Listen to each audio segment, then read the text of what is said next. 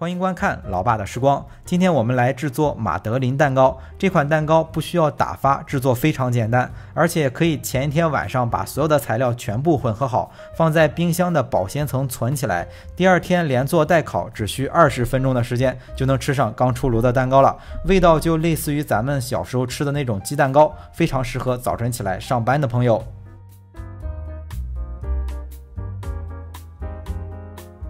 做这个蛋糕用到的材料特别少，所以做起来特别的简单快捷。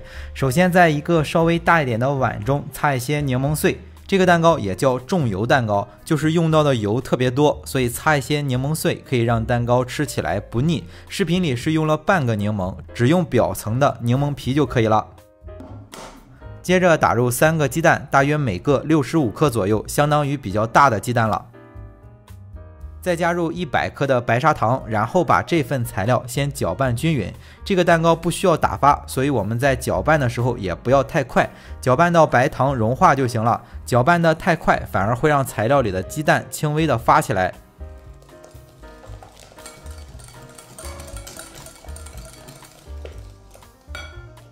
白糖融化之后，接下来我们加入粉料，需要过筛150克的低筋面粉，同时加入3克的泡打粉一起过筛进去。如果想吃更松软的，可以放6克的泡打粉。咱这边是放了3克的泡打粉啊，我感觉做出来的松软度就已经很不错了。加入了粉料之后，就把材料搅拌成均匀的糊状。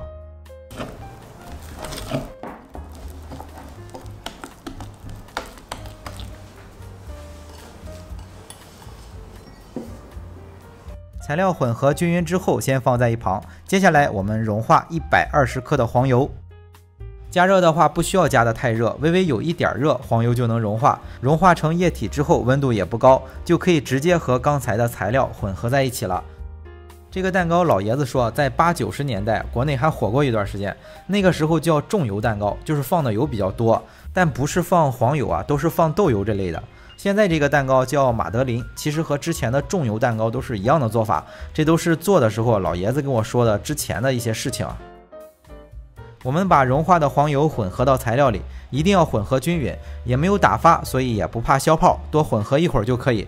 混合均匀之后就需要包起来，因为里面放了泡打粉，要给它一个反应的时间，大概30分钟左右。等30分钟以后，把材料装在袋子里，挤在模具里就可以放入烤箱了。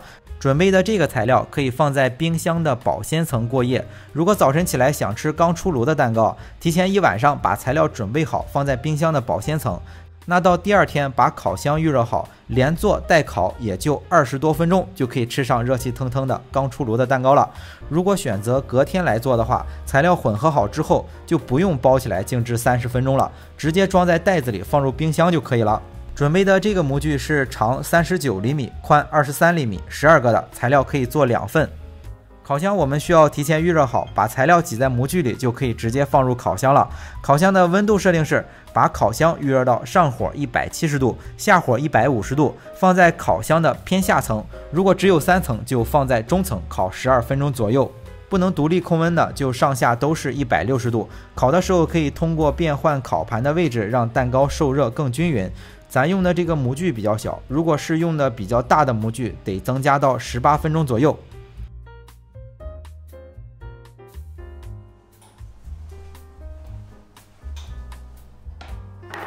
那到这里，一款好吃简单的小蛋糕就做好了。为了方便大家去记视频中所需要的材料，视频下方的备注栏或留言区有文字版的配料，有问题可以在留言区留言。大家如果喜欢老爸做的美食，可以帮忙关注点个赞，谢谢大家。那今天的这期美食到这里也就结束了，也祝大家生活愉快。